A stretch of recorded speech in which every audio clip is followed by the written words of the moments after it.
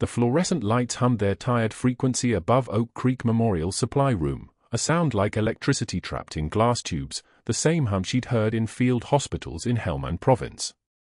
Ashley Cooper didn't notice anymore. Her hands moved across the forecart with the controlled economy of someone who'd learned long ago that wasted motion meant wasted seconds, and wasted seconds meant body bags. She was 3 months into her probation at Denver's Oak Creek Memorial, 3 months into a life that asked no questions and expected nothing. The resume said nothing. The references said nothing. The nursing license had been reinstated, spotless, and nobody had asked why the credentials had gaps. Nobody asked because she'd learned how to disappear inside plain sight.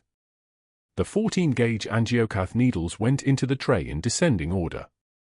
The saline flushes lined up like ammunition. The pressure bandages stacked in neat columns. Every motion precise.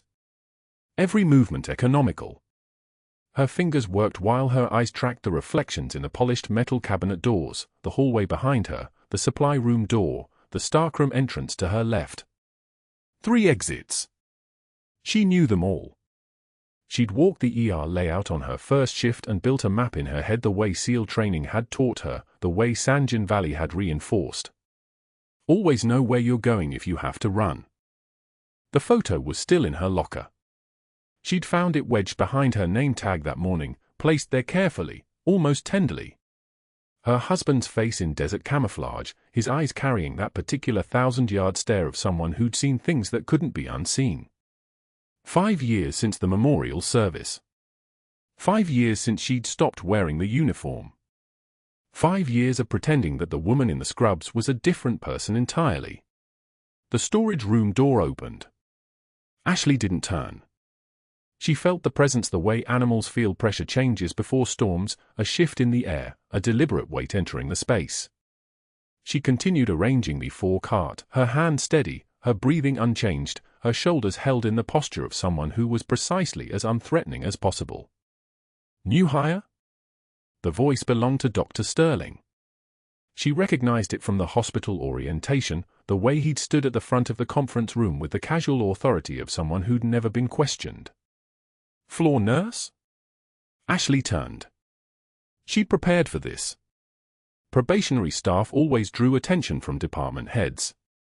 That was management. That was normal. That was survivable. Yes, Dr. Sterling. Started 3 months ago. She kept her voice level, the kind of steady that came from holding position under mortar fire. Finishing orientation next week. He looked her up and down with the analytical expression of someone appraising livestock. His eyes were the color of watered whiskey, and they didn't blink.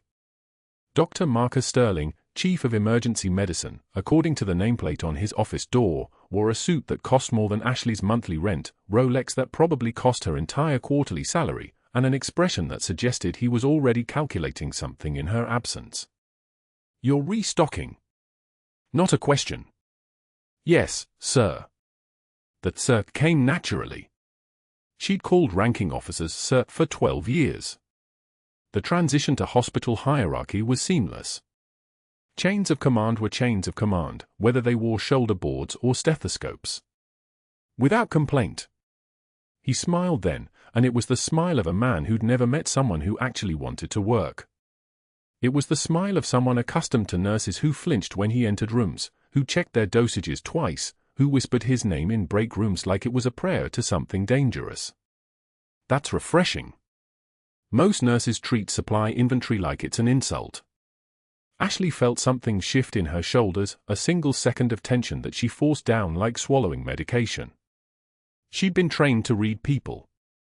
That was part of the job description when your job description was keeping people alive under impossible circumstances. She could read this man's weaknesses the same way she could read blood pressure and oxygen saturation. He was watching to see if she'd break. He was testing the architecture of her composure. It's necessary work, Ashley said evenly. Patients need supplies. I stock supplies. It's straightforward. Something flickered in his expression, surprise, maybe, or the recognition that this particular probationary nurse wasn't going to offer him the deference he clearly expected. He nodded slowly, still smiling that smile, then turned and walked away without another word. The moment the door closed, Ashley's hand stilled. She didn't tremble. She'd spent too many years under fire for the physical response of fear. But she did grip the edge of the supply cart for exactly 3 seconds, long enough to steady the thing inside her that had recognized, in that brief exchange, that Dr. Sterling was the kind of man who decided who belonged and who didn't, and he'd just made a decision about her. The break room smelled like old coffee and the particular staleness that came from too many hours of fluorescent lighting and too few windows. Ashley was on hour 9 of a 12-hour shift, and she'd positioned herself in the corner with a cup of coffee that had probably been brewed before the morning changeover. The 2 nurses at the other end of the room didn't notice her immediately. They were deep in the kind of whispered conversation that only happened when people thought they were alone. "He's already picked his target again," one of them said. Her name tag read Patricia. She was in her 50s, with the practiced posture of someone who'd learned to make herself small around authority. "Did you see how he looked at the new one in the supply room?" The other nurse, younger, with dark circles under her eyes that suggested too many overnight shifts, nodded. 2 weeks.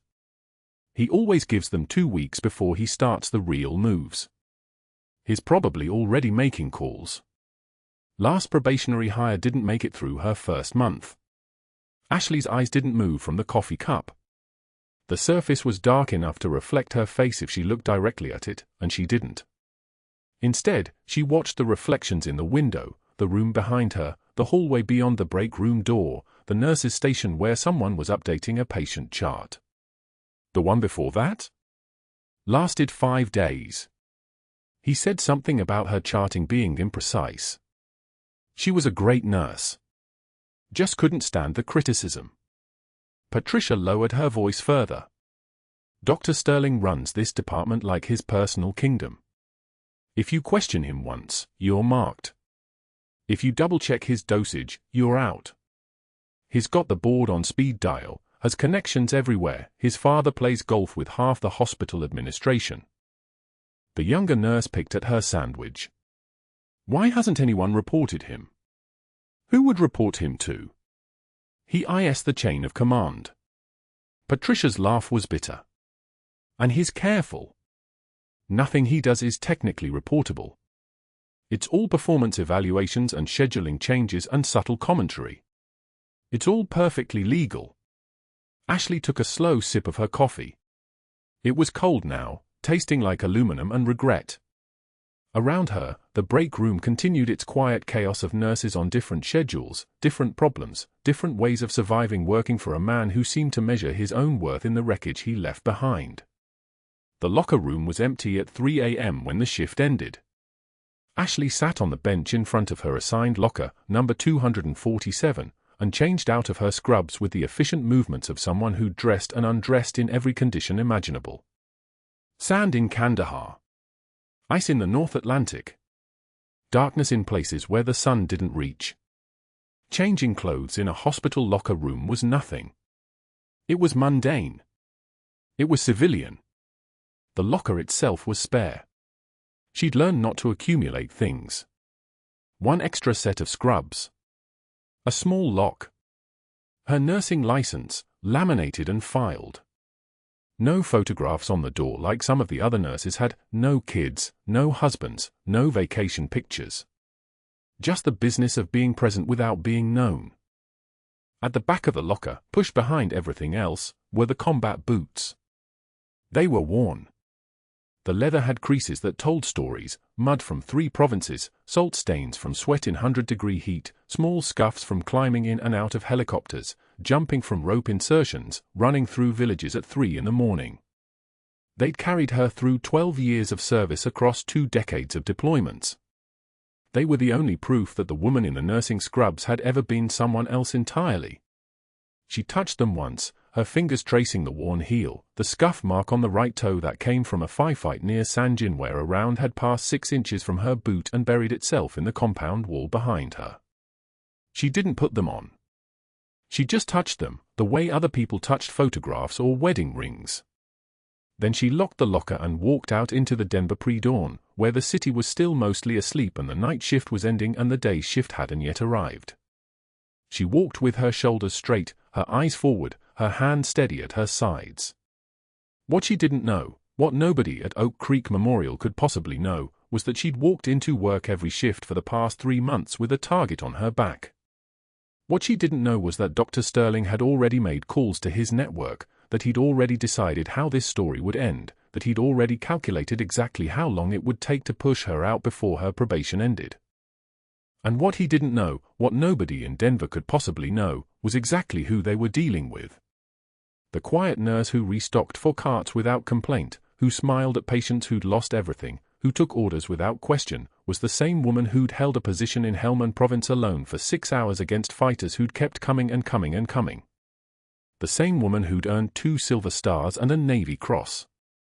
The same woman whose service record had been sealed and redacted and buried so deep in classified files that the Pentagon itself sometimes pretended it had never existed. Nobody knew. That was the entire point. She drove home as the sun rose over Denver, painting the sky in shades of orange and copper, and she didn't think about what was coming. She'd learned a long time ago that thinking about incoming threats was a luxury she couldn't afford. Instead, she thought about the patient in bed 6 who'd finally slept through the night. She thought about the young mother in trauma who'd pulled through despite the odds. She thought about the simple mathematics of being a floor nurse: show up, do the work, help people survive, go home, repeat. That night, she stood at her kitchen sink with a cup of tea that she didn't drink, and she looked at the reflection in the window, the living room behind her, the street outside, the traffic passing on Evans Avenue. In the glass, she could almost see 2 versions of herself overlapping: the woman in civilian clothes, the woman in camouflage. The nurse and the warrior. The person she was pretending to be, and the person she actually was. By morning, Dr. Sterling would be preparing his first move. By next week, he'd have activated his network. By the end of her probation, he'd be certain he'd won. But that was still 7 days away. The break room fell silent at 3:15 p.m. when Dr. Sterling announced it, his voice carrying across the entire shift change like a blade. "I'll bet 2 weeks' salary our newest floor nurse won't make it through probation. 7 days, tops." The residents laughed, sharp, barking sounds that bounced off the beige walls. Some of the older nurses looked away, suddenly interested in their coffee cups. Ashley sat at the corner table, her fork suspended halfway to her mouth.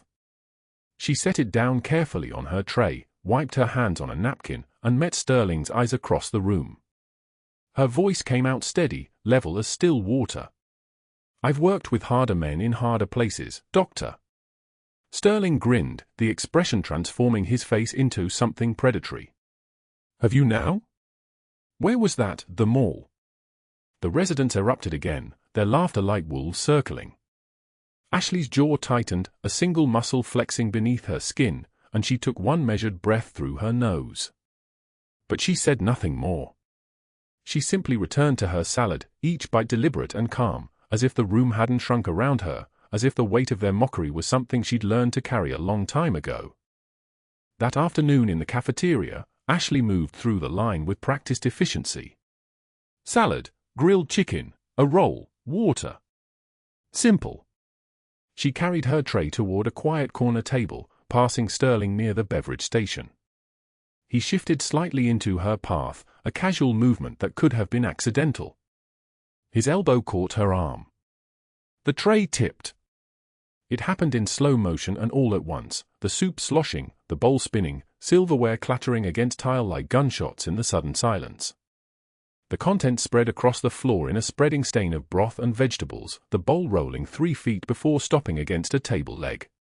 Sterling's residents at a nearby table erupted in laughter again, feeding on each other's amusement like sharks tasting blood in water. Sterling looked down at the mess with the satisfied expression of a man who'd just won something. "Clumsy," he said, his voice carrying that particular condescension reserved for people he'd decided were beneath him. "That's what happens when you're not cut out for the pace." His residents nodded, leaning into the moment, their laughter growing louder. Ashley knelt slowly, her movements fluid and unhurried. She picked up the tray piece by piece, gathering the scattered silverware into a neat stack. Her hands were completely steady, no tremor, no hesitation. A single tear escaped from her eye and traced down her cheek. She wiped it away without breaking eye contact with Sterling, her gaze unflinching and cold. She stood, made eye contact one final time, and walked past him to dump the tray in the trash. Her back was straight. Her head was level. There was something in the way she moved, a precision, a controlled power, that made Sterling's smile falter for just a moment before he turned away. That evening at the nurse's station, Ashley was documenting vitals when Sterling appeared, chart in hand. He threw it at her feet. The paper scattered across the tile floor, patient records fanning out like cards dealt by an angry dealer. "Pick that up, sweetheart," he said, his tone dripping with false sweetness. "Maybe floor work is more your speed." The nurses around her froze. The fluorescent lights buzzed overhead, that constant, grating hum of hospital electricity. Ashley looked at the scattered pages, then up at Sterling's face, then back down at the mess. She knelt and began collecting the papers, moving methodically through them, placing each sheet in proper order. The chart wasn't damaged. She wasn't panicking. She was simply doing what needed to be done. When she stood, she held the reassembled chart out to him, perfectly organized, all pages in sequence. "The patient in 347 needs his medications adjusted," she said, her voice like still water reflecting moonlight, perfectly calm, carrying absolute certainty. "His potassium is low." Sterling snatched the chart from her hands, his jaw clenching at the fact that she'd been right, that her observation was clinically sound, that she'd managed to be helpful while making him look foolish. "I'll decide what my patients need," he said, and he walked away, the chart crushed slightly in his grip.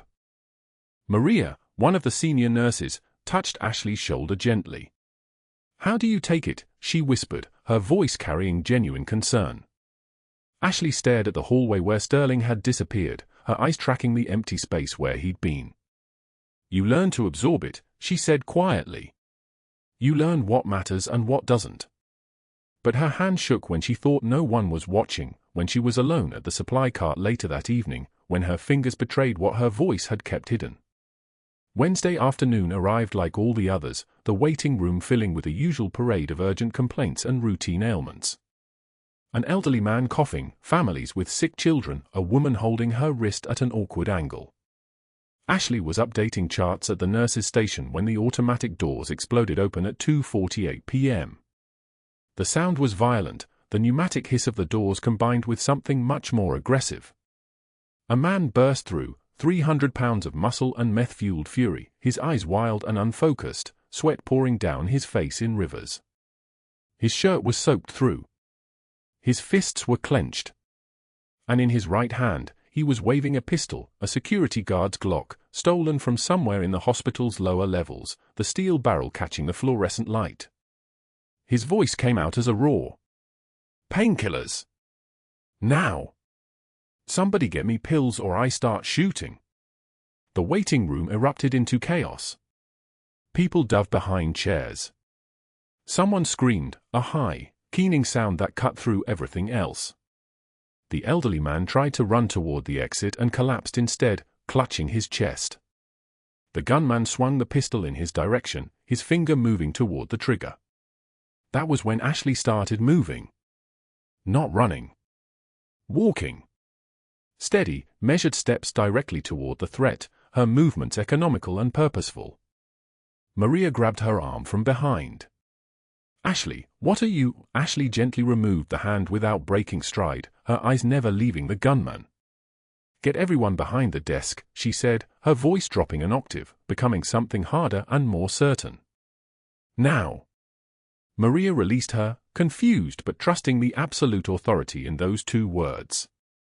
Down the hallway, Sterling appeared at his office door.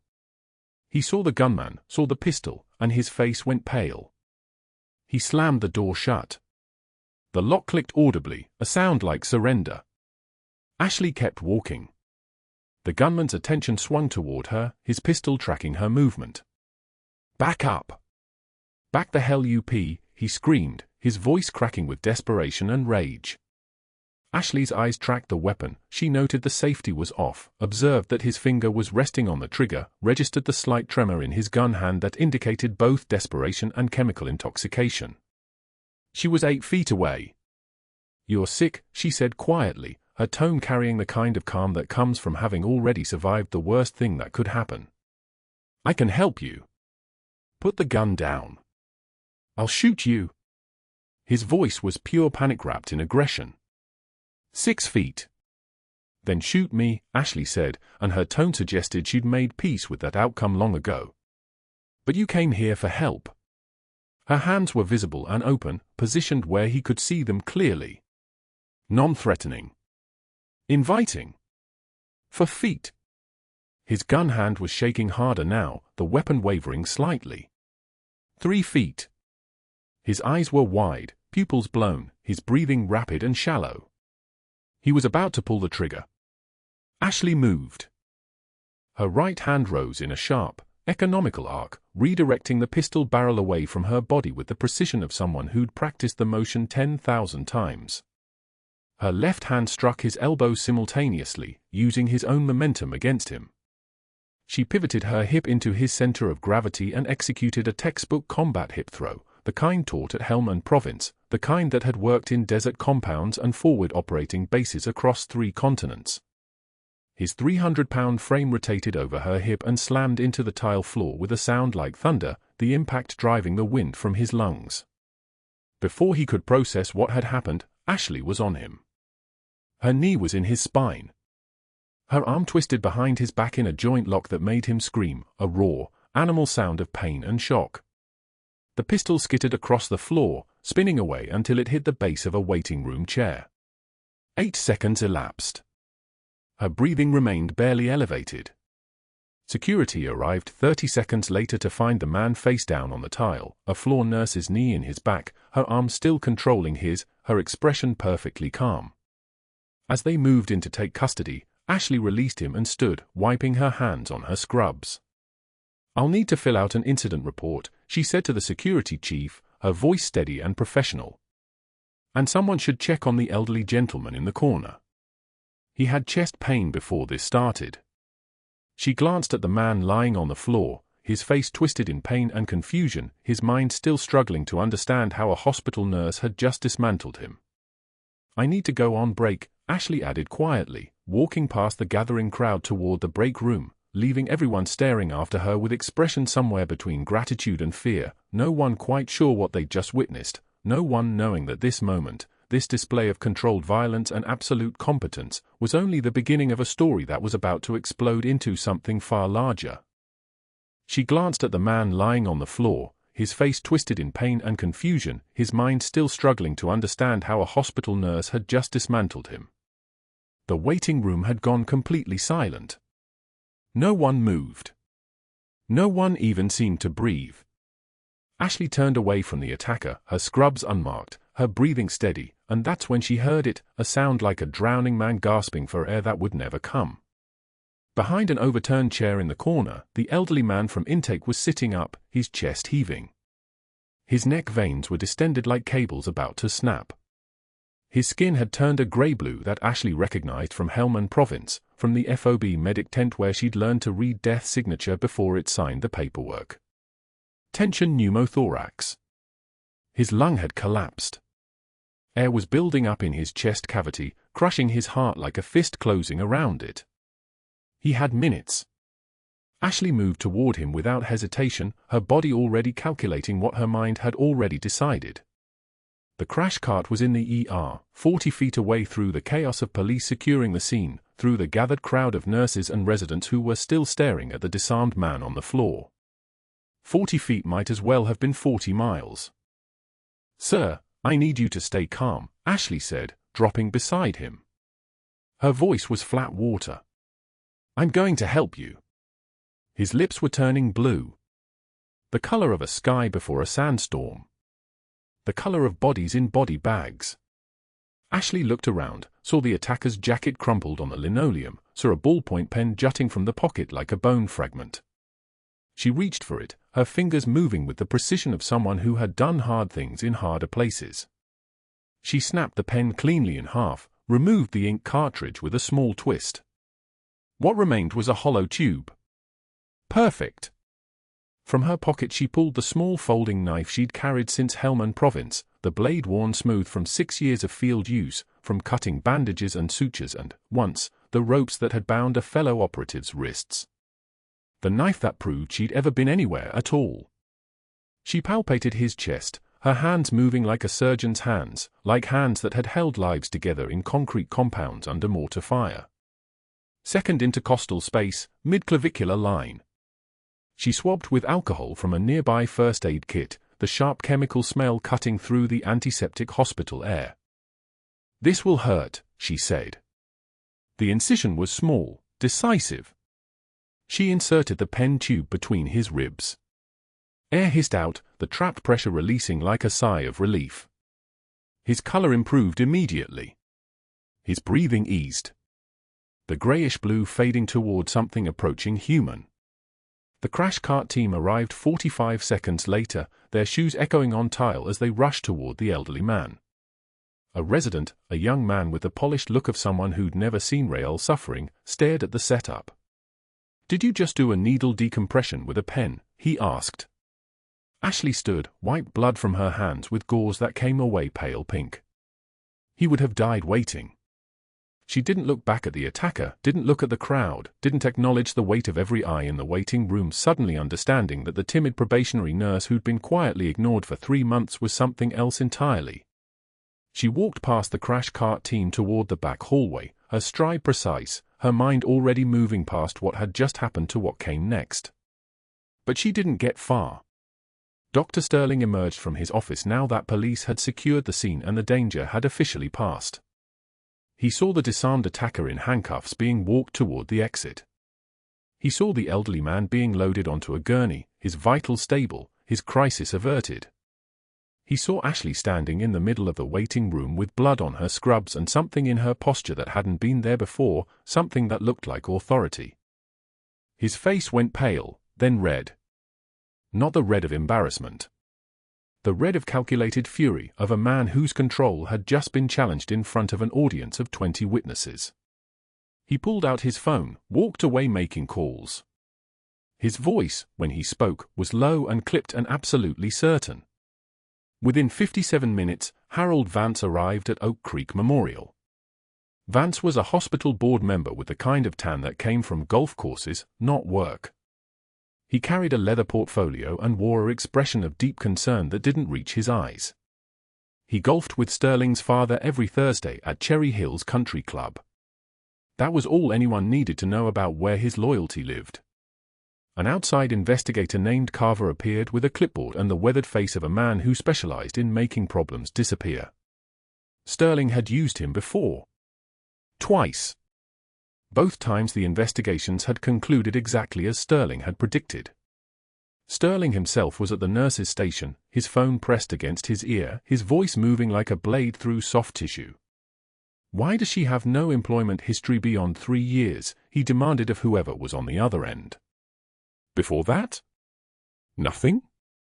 No references? Nothing at all. The question hung in the air like smoke. Ashley, sitting in a break room 2 hallways away, heard about it within minutes. Hospital information traveled faster than vital signs. At 4:22 p.m., Ashley was called to the administrator's office. The administrator, a woman named Patricia Chen who had the exhausted look of someone trying to hold an institution together with paperwork and optimism, sat behind her desk with Vance and Carver flanking her like parentheses around a sentence that was about to become a lie. "Ms. Cooper," Chen said, her voice careful and measured, "you're suspended pending investigation into the use of excessive force." Ashley stood in front of the desk. Her hands were at her sides. Her breathing was calm. She'd stood in front of commanders who'd held her career in their hands, and she'd learned a long time ago that the only power you keep is the power you don't fight for. "The man had a gun," Ashley said. Her voice didn't change. "He was threatening the waiting room." "That's for the investigation to determine," Chen said, and Ashley heard in those words the architecture of a predetermined outcome. Carver was already writing on his clipboard. Vance was checking his watch, thinking about his 5 p.m. tea time. Sterling had won the first move in a game only he thought they were playing. "Badge and ID, please," Chen said. Ashley reached for the badge clipped to her scrubs, the temporary probationary badge that had marked her as incomplete, as not yet earned, as still proving herself. She removed it. She removed the ID card that had cost her 3 months of silence and compliance and swallowed rage. She placed them both on the desk with the precision of placing flowers on a grave. "Of course," she said. She turned and walked out of the administrator's office. Behind her, she heard Vance say something about excessive force and liability concerns, and what were you thinking? She heard Carver's pen moving across his clipboard like a death rattle. She heard Sterling's voice through the open office door, low and satisfied. She didn't hear any of it. Not really. Because Senior Chief Petty Officer Cooper, the woman whose presence had once made Taliban fighters decide to fight from a different position, the woman who'd held a position alone for 6 hours in Helmand Province while her team extracted, had made a decision. The mask was about to come off. And everything that came next would be the inevitable consequence of that single moment. The elderly man in the corner of the waiting room was drowning in air. His name was Robert Chen, 73 years old, and he'd been knocked against the concrete wall when the meth user swung wildly during the chaos. A rib fracture, Ashley realized in the first second of examining him. Maybe 2. The kind that punctures, she could see it in his eyes, that particular terror of suffocation that comes when your own body turns against you. He was gasping like a fish pulled from water, skin already taking on that bluish tint. Tension pneumothorax. Air in the pleural space, collapsing his lung, compressing his heart. Without intervention, he had maybe 8 minutes before cardiac arrest. The waiting room had descended into controlled panic. Security was dragging the attacker toward the exits, his hands already cuffed. Police were securing the perimeter. And every doctor in the ER was either treating minor injuries or standing frozen, waiting for someone else to make the call. Ashley didn't wait. She moved to Chen's side, her hand steady as surgical steel, her voice dropping to that particular calm that comes from having already survived worse. "Mr. Chen, I need you to look at me." Not down. At me. His eyes locked onto hers. "You have air trapped between your lung and your chest wall. I'm going to release it. It will feel strange. Then it will feel better. Are you with me?" He nodded, trust in that simple gesture. She didn't have a proper chest needle.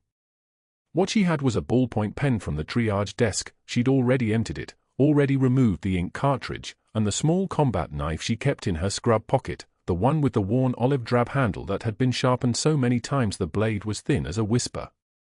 The knife was a gift from her late husband Michael, the only weapon she'd kept after coming home. Most nurses carried scissors. Ashley carried memory. Second intercostal space, mid-clavicular line. The anatomy was the same as it had been at Forward Operating Base Shank in Helmand Province, the same as it had been when she performed this exact procedure on Lance Corporal Garrett Reeves while mortar fire walked across the compound, rounds hitting so close she could feel the heat. Muscle memory took over.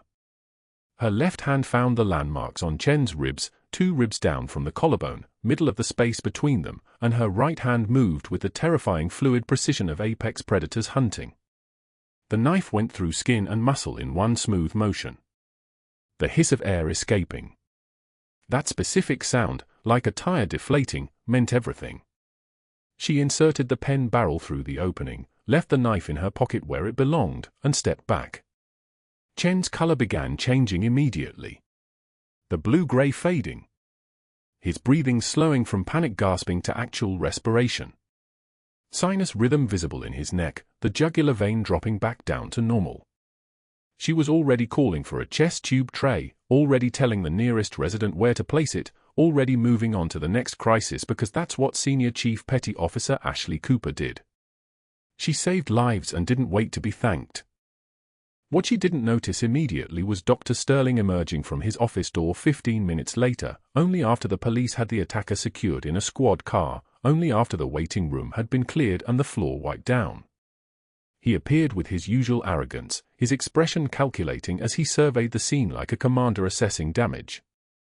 His eyes found Ashley as she was documenting the needle decompression in Chen's chart, noting the time, the pressure release, the patient's response. Sterling's face told her everything. He wasn't impressed. He was furious. Within an hour, his network activated like a nervous system responding to trauma. First came the call from Harold Vance, the board member who golfed with Sterling's father every other Saturday. Harold's voice on the phone to Janet Reeves, the hospital administrator, was already sharpened with legal language. Excessive force, he said, the words cutting like broken glass. A civilian patient with no weapons, and she utilized military-grade combat techniques. Liability nightmare. We need her suspended immediately pending investigation. The board member didn't mention that Sterling had called him personally. Didn't mention the quid pro quo, Sterling's vote on the orthopedics equipment contract in exchange for this call, this small destruction of a probationary nurse who'd had the audacity to be competent. Then came Investigator Carver, a man Sterling had used before, a man who understood which way the wind was blowing. Carver arrived at Oak Creek Memorial with his briefcase and his predetermined conclusions, ready to construct a narrative where Ashley's actions were reckless rather than life-saving. He interviewed witnesses who'd seen her disarm the attacker, but he framed the questions all wrong. Did she use excessive force, instead of did she save lives? The bias was so obvious it might as well have been written across his forehead in marker. And then Sterling made the final move, the one that revealed how thoroughly he'd prepared for this moment. He called the 3 references on Ashley's employment application. The charge nurse from the private clinic in Seattle where she'd worked for 2 years before Denver. The director of a home health agency in Portland. The hospital administrator from a small facility in Boise. Sterling's voice on those calls was pure poison wrapped in concern. I'm conducting a background check on one of our staff nurses, Ashley Cooper. I'm noticing there's a gap in her employment history. She has no work history before 3 years ago. Nothing.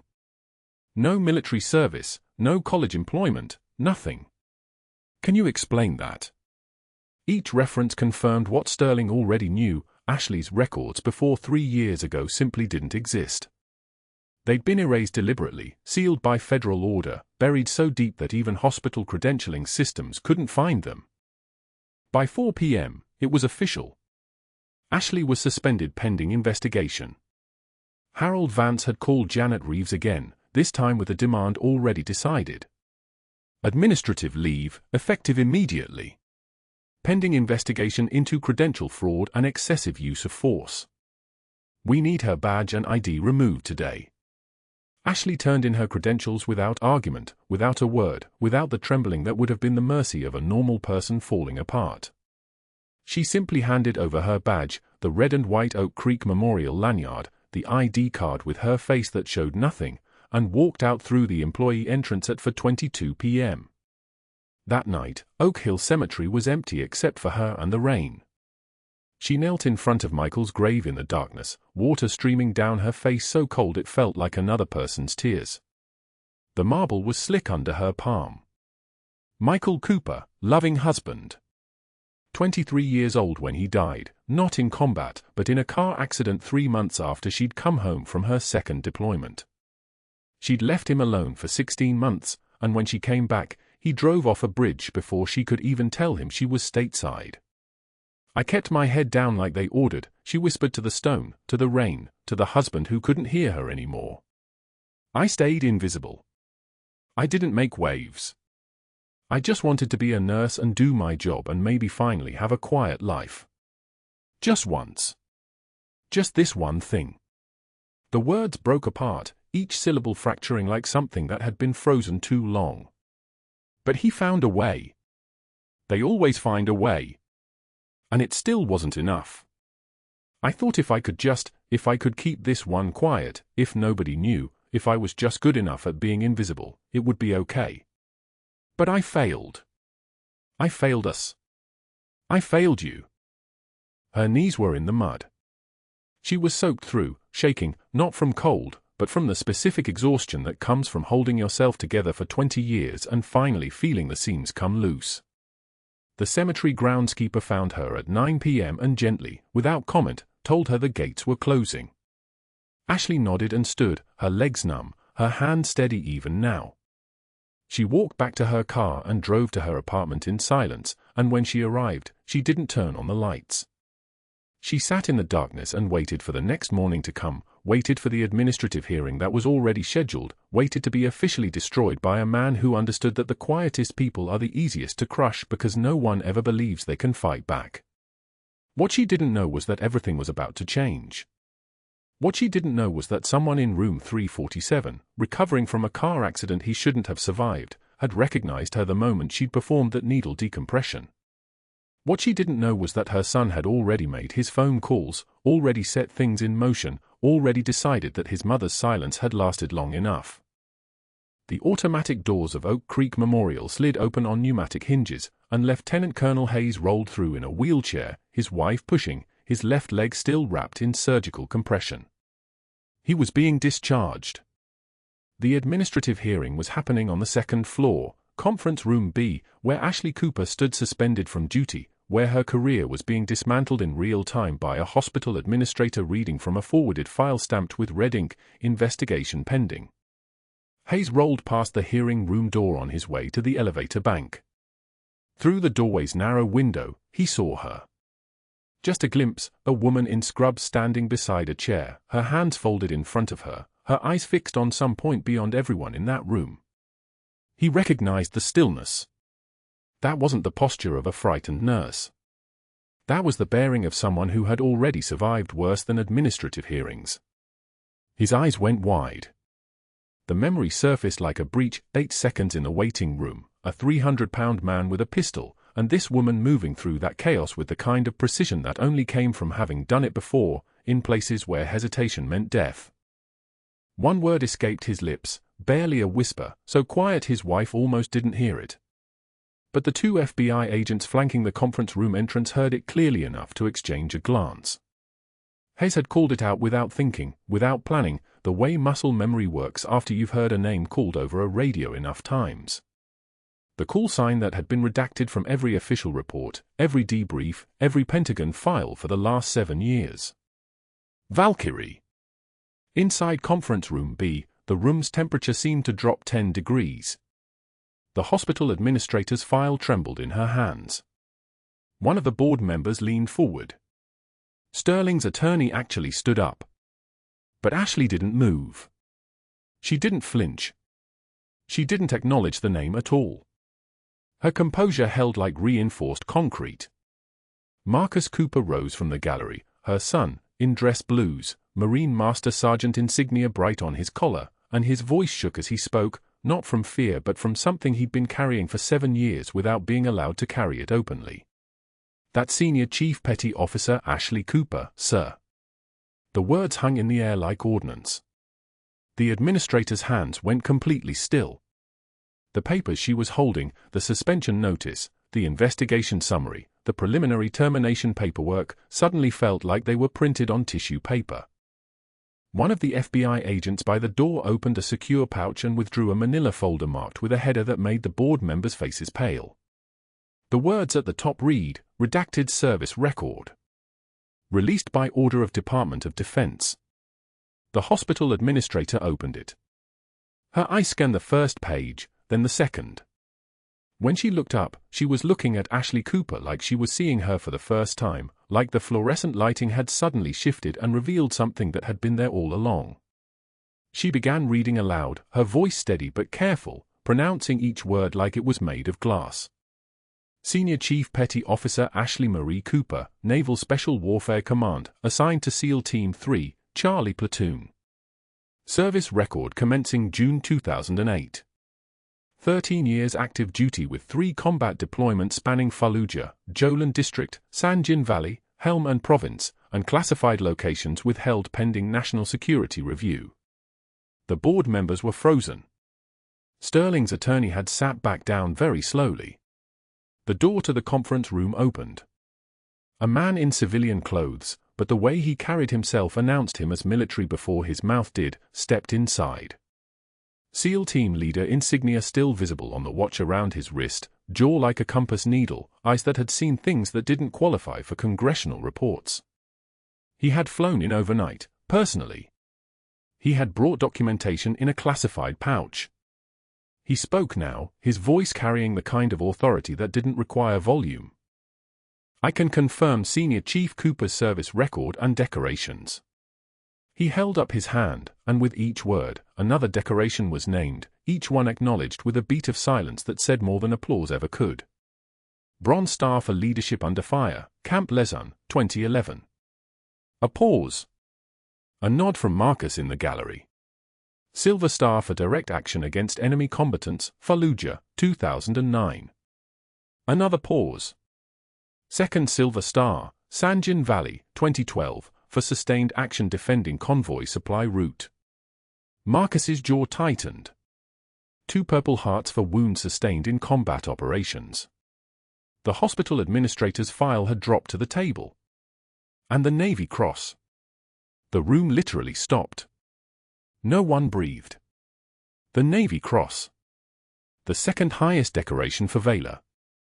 The kind of medal you don't get for following protocol. You get it for doing something the protocols say is impossible. The SEAL team leader's voice dropped lower, almost reverential. Helmand Province, 2013.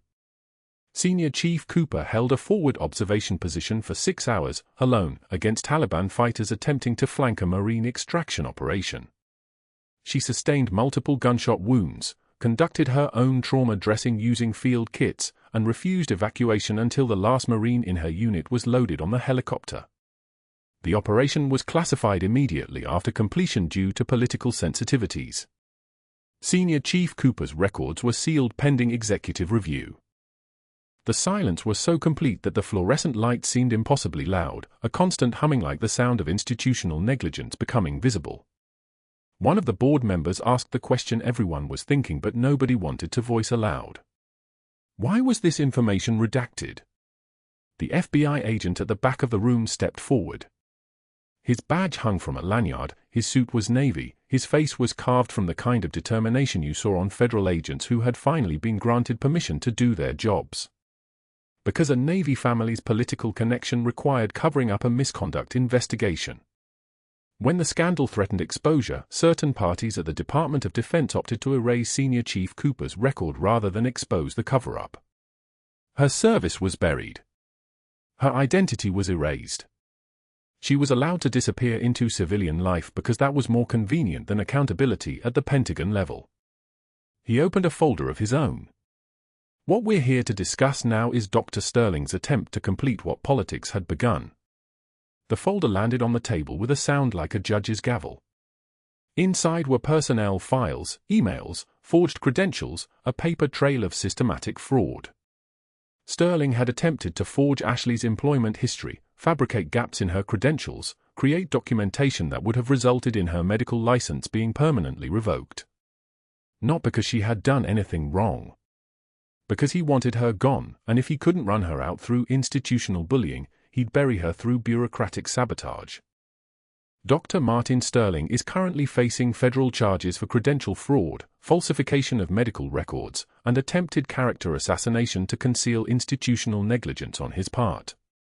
The facility also has extensive evidence of prior misconduct violations, medication errors covered up through falsified patient documentation, and at least 3 allegations of sexual harassment from nursing staff dating back 5 years. Sterling's attorney stood up again, but Sterling himself just sat there, all the color draining from his face like someone had opened a valve. His power, his network, his father's influence, his carefully cultivated fear, had just evaporated between one sentence and the next. The hospital administrator looked at the board, then back at the FBI agent, then at Ashley Cooper standing motionless in her scrubs. What do you recommend? Complete exoneration. Immediate reinstatement. Administrative inquiry into how Dr. Sterling was allowed to operate at this facility without oversight. And removal of any documentation pertaining to the suspension or investigation. It took exactly 90 seconds. The suspension was vacated. The investigation was terminated. The disciplinary file was sealed and marked for destruction. Then came the walk. 60 yards from conference room B to the hospital entrance. Sterling between two FBI agents, handcuffs on, his face the color of old newsprint. Behind him came Ashley, no longer suspended, her badge clipped back to her scrubs, walking with the kind of calm that suggested the hallway and everything in it had ceased to matter. Nurses lined the corridor. Maria stood with her arms crossed, tears streaming down her face, watching Sterling pass like he was a ghost. The residents who'd laughed at his jokes stood silent. The kitchen staff emerged from the cafeteria, the same cafeteria where he'd knocked Ashley's lunch tray from her hands, and they watched him come without saying a word. The break room fell silent. 3 nurses sat motionless, staring through the glass at the man who'd terrorized them, now wearing federal handcuffs. Sterling tried to meet Ashley's eyes as he passed her position at the nurses' station. He tried to say something, an apology, an explanation, a denial, something to restore some fragment of dignity. But no words came. She just looked at him with that same expression. Still water. The calm of someone who had already survived worse. Her eyes held nothing. No anger, no satisfaction, no forgiveness. Just acknowledgement. He passed the waiting room where he'd barricaded himself in his office while a 300-pound armed man threatened patients. The room where Ashley had walked toward the threat. Where she disarmed him in 8 seconds. Where his authority had meant nothing. The automatic doors slid open and camera flashes exploded like incoming fire. News vans had already assembled. Someone inside the hospital had made a call, probably Maria, and tipped off every media outlet in the Denver area. Sterling tried to hide his face as the agents guided him toward a sedan. Flashbulbs popped in rapid succession. Questions were shouted from behind the police line. Dr. Sterling, did you forge personnel records? Are you resigning from Oak Creek Memorial? Is it true you hid in your office during the armed confrontation? The last question went unanswered. Sterling ducked into the sedan and the door closed.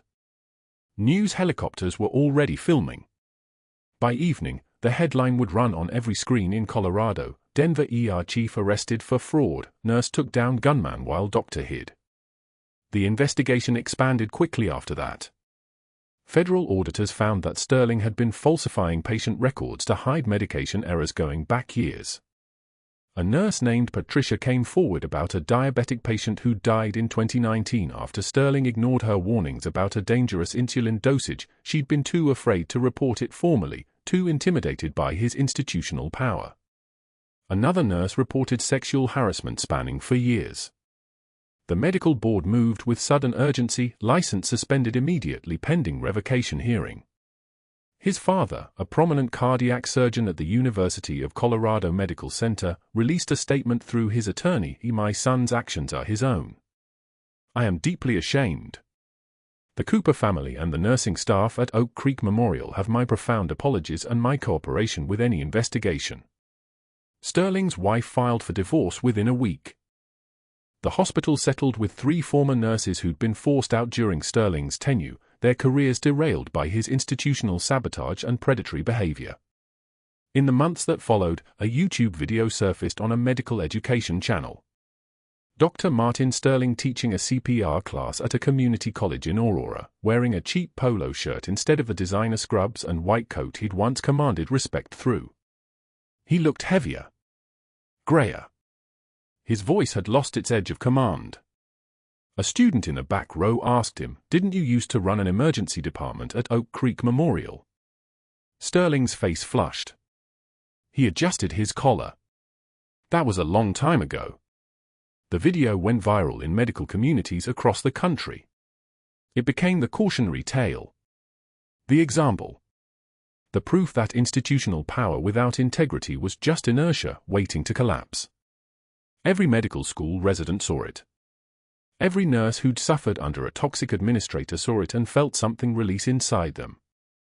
The quiet, overwhelming satisfaction that the system sometimes, occasionally, actually worked. But that's a different story. What matters now is what happened at Oak Creek Memorial, where Ashley Cooper didn't just survive Dr. Sterling's attempt to destroy her. She became the standard by which everyone else would be measured. She became the reminder that true class isn't what you do when the lights go out, it's what you do when the whole world is watching, and you choose integrity anyway. Like and subscribe if you believe that hidden strength, when revealed, transforms entire systems. Comment below, have you ever been judged by someone who didn't know your true value?